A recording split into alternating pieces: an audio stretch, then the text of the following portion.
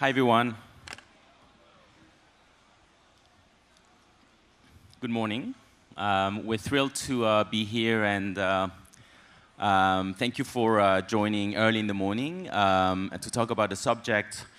So it's European tech trends, and when ㅅNextRise reached out to us for this talk, I thought there was no better probably person than Fleur Pellerin to talk about this subject, because I think Fleur probably combines a unique set of track record, which is she was at the core of the European tech ecosystem, both as a policymaker and also as a tech investor.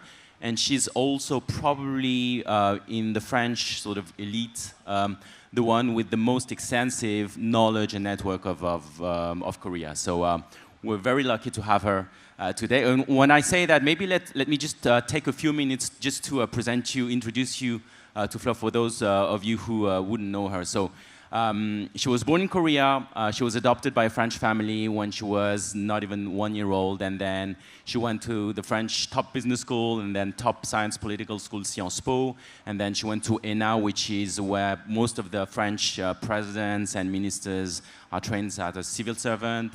Then she went on to become a judge at the French Court of Auditors. And then she became, in 2012, Minister for Digital in the François Hollande administration. And then she moved on to become Minister for Trade, International Trade and Tourism, and then Minister for Culture. And then she left government in 2016 and created Corelia Capital, which is a company for which I represent the Asian office.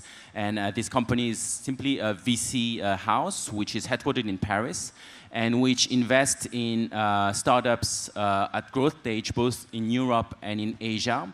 And we try and provide these startups with a platform that connects the European and the Asian ecosystem with a strong focus on Korea, whereby we try and help European startups expand in Asia, and we also try and invest in Korean startups and help them move to Asia. To Europe. And so with that, let us maybe jump right into the topic. And my first question to you, Fleur, is probably, so you took the role of Minister for Digital in 2012, and at a time when probably the European tech ecosystem was very different from what it is today. So when you compare the European ecosystem that you remember back from 2012 and you look at what it's become now, what can you tell about the journey that it's been and what it is today? So thank you very much for having us today. I think this journey has been really amazing. I mean, Korea, I think, has also known the same kind of journey, but the difference is really striking. So I remember that when I started working as a minister for digital, there were a lot of successful entrepreneurs, but there was not this feeling of belonging to community. So when we created French Tech, for example, it created this momentum and this idea that everyone was belonging to a very important sovereign kind of digital ecosystem. And this ecosystem mindset was very important at the time to create this tech push, actually. And so when you compare the situation then and now, what is the most probably remarkable? It's maybe the number of unicorns, the number of very successful founders, the number of repeat founders. Was the first generation, maybe the second generation at the time of successful tech founders. But now you can start to see the second, third, fourth generation of founders, which is quite interesting. And it's also, I think, the amount of money that it's being injected in innovation and in startups. So when I compare Europe then in 2000, maybe 2012, 14, and today, the amount of money injected in the ecosystem has been multiplied by 10. So it's 45 billion was invested last year in venture capital, and it's exactly 10 times more than 10 years before. And so now we're really at par with China, a bit below the US, but really at par with China, which is quite an amazing success story. So maturation of the entrepreneurial ecosystem and a more mature, more structured VC industry that created, I think, a a great ecosystem in Europe. So yeah, an ecosystem which has grown tremendously for the past 10 years. If we sort of deep dive into maybe the technologies or the sectors where probably Europe has an edge. So let's talk about the elephant in the room, which is AI. I think, I mean, unsurprisingly, Europe is also very much focused on AI as pretty much the rest of the world. But what, in your mind, are the competitive edge that Europe has in that race for AI versus maybe other regions? So I think first, and it's maybe something that is comparable to Korea, I think we have a great, and especially in France, we have a great higher education and research environment. So we have a lot of, I think we have a very good school of mathematics and algorithmics in France, which created generations of mathematicians that fuel this, AI ecosystem. And it has been the case for, I mean, we talk about ChatGPT and Gen AI today, but it's been the case for many, many years before. And so I think it created a great pool of talent for the development of AI. So this pool of talent actually was more attracted to big techs in the US. But what you see now, and it's quite interesting, is that these people, so very talented people, engineers mostly, who have been trained in the biggest tech companies in the US, are now coming back to Europe and creating their own ventures in Europe. I see the same kind of movement in Korea, but I think it's quite interesting to see that they come back to the home country. So first, very good education, very good research, very good training in mathematics. And then I think there was a very big alignment between public and private investments. So we have, in Europe, we don't have, most of the countries don't have pension funds, but we have sovereign funds, the equivalent of KDB or KVIC here in Korea. And I think there's been a very strong push both at the EU, European Union level, the Commission level, and also at national level to invest a lot of public money in AI. And so this mix of public investment and private investment, I think has put a lot of resources, financial resources into the ecosystem, and has contributed to creating this I think great momentum and great ecosystem. So nowadays we have amazing success stories. We have companies like Mistral who are trying to compete with. So it's a French company trying to compete with OpenAI or the likes. And then now we see the next generation of innovation like physical AI and more focused use cases of Gen AI appearing in Europe. So I think it's a great. It's a very interesting moment.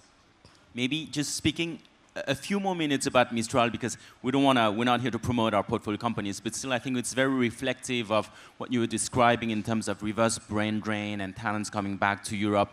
Maybe can you spend a bit more time talking about why we invested in Mistral and maybe what would be the potential for such a company coming from France in Korea?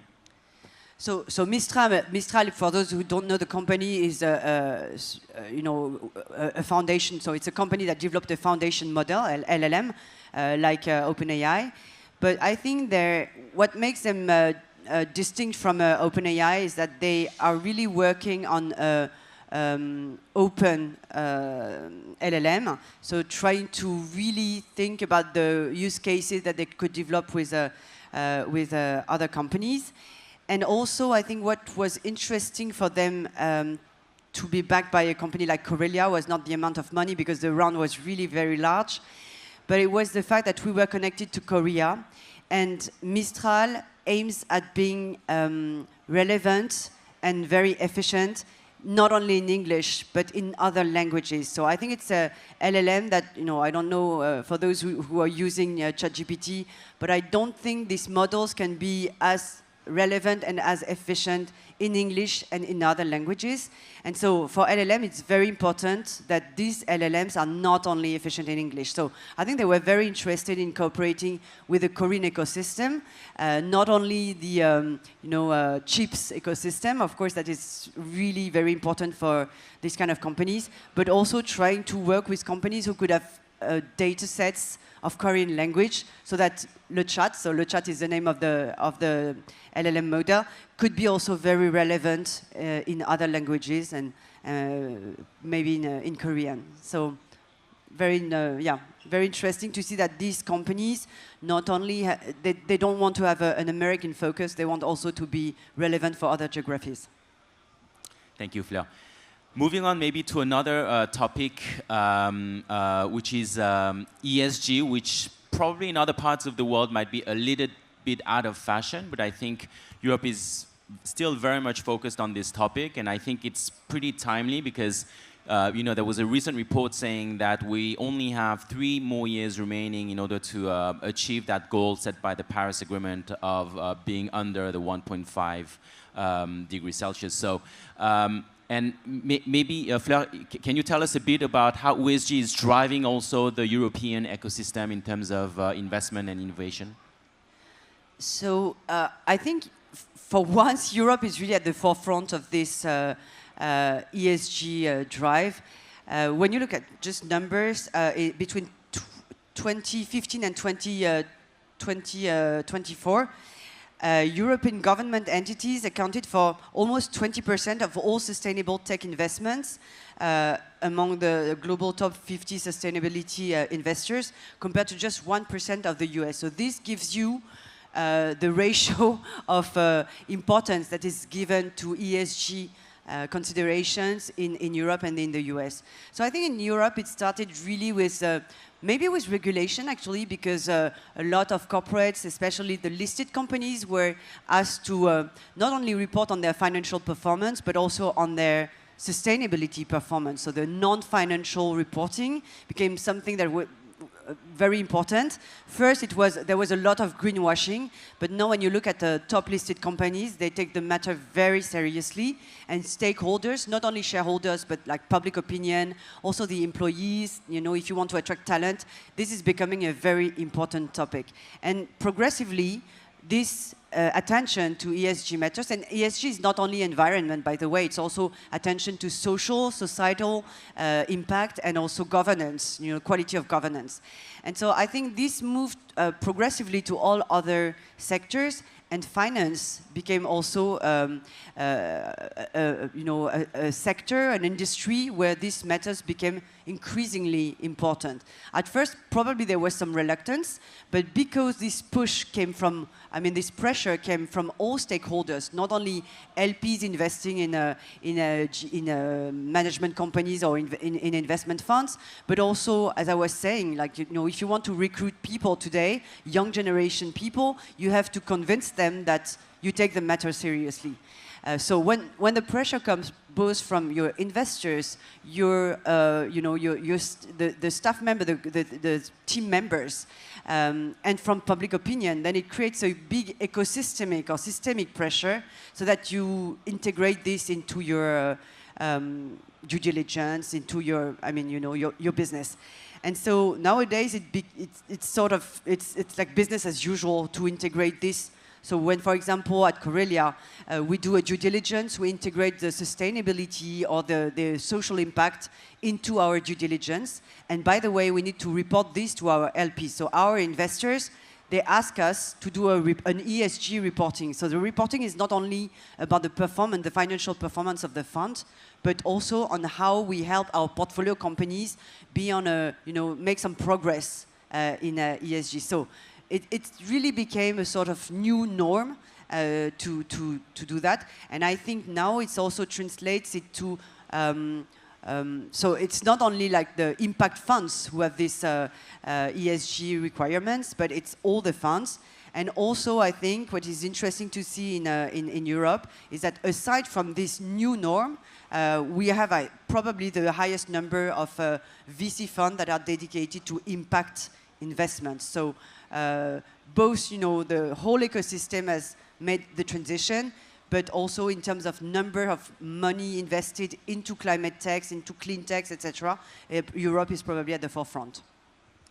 Thank you. And maybe just to give a slightly more concrete example of what you've explained, maybe because we're also, us as Corelia Capital, diversifying our investment strategy to constantly look for new opportunities that is aligned with our platform connecting Europe and Asia. But also, maybe you could explain how our new investment strategy in consumer brands has ESG as a key driver of this strategy. So our tech investment platform is, so as I was saying, is respecting some ESG requirements, and especially in due diligence and reporting. And our new strategy, which is dedicated to consumer, so really 360-degree consumer, premium consumer, so meaning that we want to invest in consumer brands, in fashion, in beauty, wellness, food and beverage. So it's all the lifestyle categories in a sort of more premium kind of approach. But also, when we decided to diversify into this new area, we're conscious that when you look at fashion or food business, these are probably the most polluting, industries with a very, bad carbon footprint for the moment. And so we decided that, in our investment strategy, we would like to invest in companies that respect or that want to adopt a path to making their carbon footprint better, to have a more virtuous behavior when it comes to environment and social impact. And so we really, it's really part of our strategy to say, okay, either we will invest in brands that are already very, ESG focused, or if we invest in brands that, can make some progress, we will be really hands-on and we will be very proactive in helping these brands make their impact, whether that be environmental or social, better. So it's a very, very, very strong commitment, and it's really part of the strategy. So it's not only about financial return. Of course, financial performance is very important, but we really want to have a positive impact in our portfolio, with our portfolio companies. Thank you, Fleur. So AI, ESG, consumer brands, lifestyle, all sectors and technologies where there are tremendous opportunities between Europe and Korea. Maybe, and also now at a time where there is more uncertainty in terms of free trade, in terms of geopolitical, shift, do you think now is even a better moment for Koreans and Europeans to regroup, get together, and seek common opportunities? I think it is. So for Korean companies, I think the moment is very. I think it's a very good moment for Korean companies to explore the European markets. As you were saying, the geopolitical uncertainty and the fact that maybe we're shying away from globalization makes it, I think, a very good opportunity for countries that share the same kind of values, that have a business environments that are very compatible. I think it creates opportunities for synergies that are higher than before. So, for example, you were mentioning earlier this company Mistral, and I think sovereign AI, sovereign clouds are things that are becoming increasingly important, both from a public and private point of view. And I think that there's a strong opportunity for Korean and European cooperation in that field.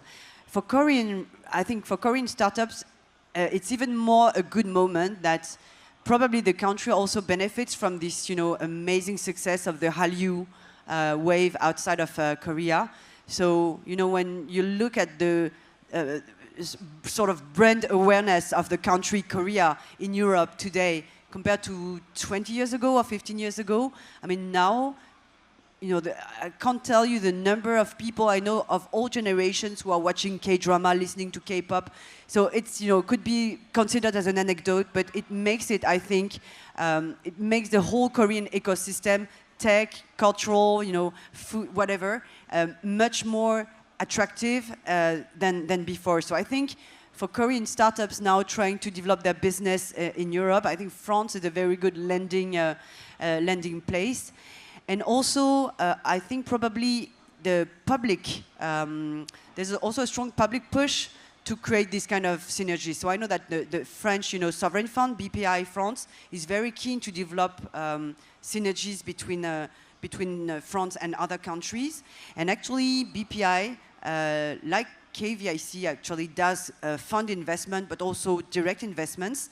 And BPI France invests in foreign funds. So I would advise, like, local funds, if they have an interest in investing in France, to pitch their fund to BPI, as we did for KVIC. I think it's very interesting to have this kind of initiatives where the local sovereign funds, encourage foreign VCs to develop their activities in Korea, for example. So thanks to this investment of KVIC, we were able to invest in Korean companies.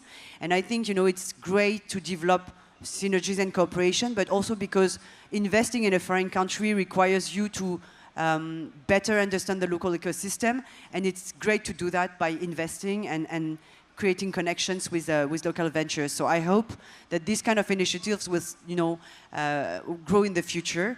And that we can also learn from each other and cross-invest in our geographies. I think it's the best way to create these synergies. Thank you. I agree 100%. And I may add, even more so between France and Korea next year, because both countries will be celebrating the 140th anniversary of the establishment of the diplomatic relations. So a lot of opportunities to explore between France and Korea. I think we could go on like this, for forever, Fleur and I, but because I think it's a very good opportunity also for us to exchange with the audience, I'll just now open questions to the floor for the remaining 5 or so minutes that we have left. So please, don't be shy. I think even a mic must be made ready somewhere for anyone who would like to ask questions.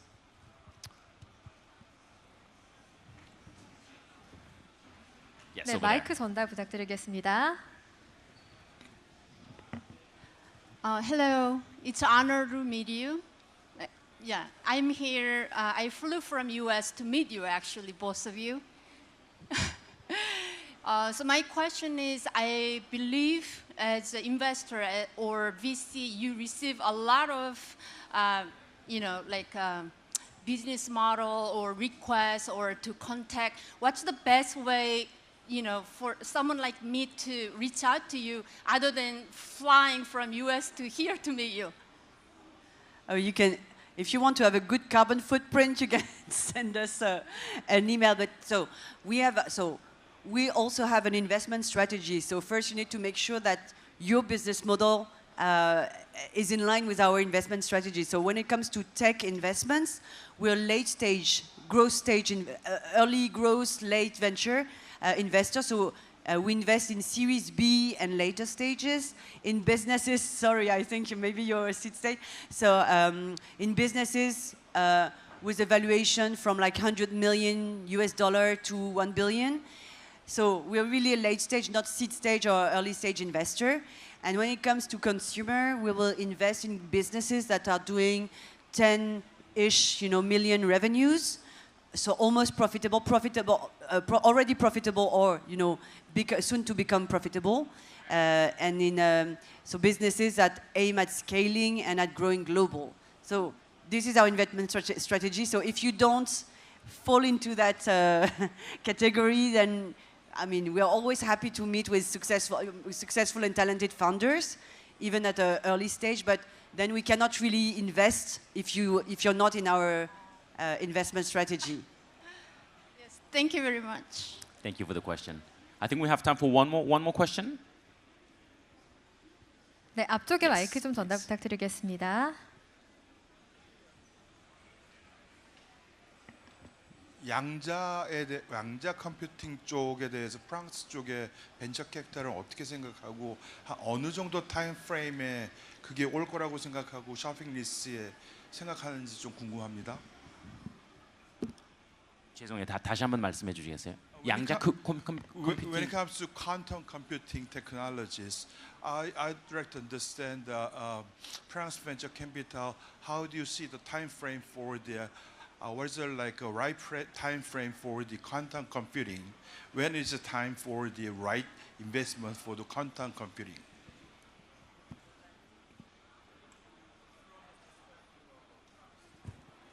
what is the good time for us as investors to invest in quantum computing startups? Is the question for Europe. Well, I think there's already, I know a lot of VCs who are now really specializing into quantum because from my understanding, I'm absolutely not an expert, but there are still some competing technological choices. And so I think that, if you want to invest in quantum, your horizon may be a bit longer than, traditional VC firms. So VC firms usually in Europe are 10 years. 10 years. I think it's a bit longer than here in Korea. It's 10 years plus, in general, it's plus 2. So it makes like 10 to 12 years, which is quite a large horizon. But so for quantum, the monetization or the use cases might be a bit longer because technology is not totally mature yet, from my understanding. And so the VC fund I know who are investing in quantum, what they do is invest quite early stage, but in different technologies so that they can de-risk their portfolio. But there are already some very interesting, initiatives. I think actually one of the very successful French companies recently visited Korea. The name is Pascal. And they, I think they are already discussing with, big conglomerates here. And actually, one of the latest physics Nobel Prize is a French Alain Aspect. He's sitting on the board of this company. So you have this company, but I know that there are very interesting companies also elsewhere in Europe. So in Finland, for example, there's also a successful company. So right now is a good moment if you want to have a portfolio approach where you don't bet only on one technology, but the full range. But I think it's a very, because with Gen AI, we will need this quantum technology. And so I think it's a good moment now to look at the European ecosystem. And with that, I think that concludes our session. Thank you again, Fleur Pellerin. Thank you, 감사합니다. And thank you all for joining us. Thank you. Thank you. 네, 고맙습니다. 코렐리아 캐피탈의 CEO 플레르님 그리고 헤드 오브 에이시아이신 피에르 주님의 강연이었습니다. 여러분 다시 한번 박수 부탁드리겠습니다.